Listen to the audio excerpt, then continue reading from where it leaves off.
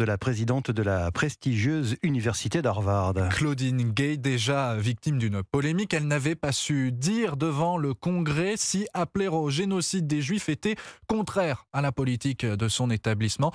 Et Claudine Gay est désormais accusée de plagiat tout au long de sa carrière à Viva Fried. Les appels à sa démission se multiplient. Oui, le New York Times et le Washington Post ont chacun publié un éditorial demandant à la présidente d'Harvard de démissionner. Claudine Gay était accusée de n'avoir pas correctement attribué des citations dans ses travaux, mais au fil des jours, il est apparu qu'elle avait sans doute emprunté des phrases, voire des paragraphes entiers, et notamment dans sa thèse de doctorat, dont même les remerciements seraient copiés sur un autre auteur.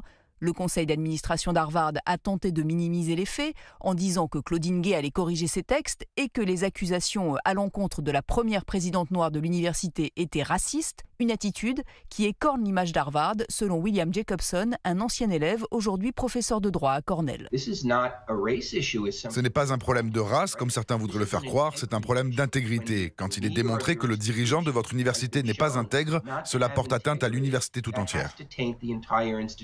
Difficile en effet de sanctionner les étudiants auteurs de plagiat si la présidente elle-même bénéficie de passe-droit. Mais pour beaucoup, la seule démission de Claudine Gay ne suffirait plus à redorer le blason de l'école. Ils réclament désormais une réforme en profondeur de Harvard. La correspondante d'Europe 1 aux États-Unis, Aviva Fried, les États-Unis qui ont annoncé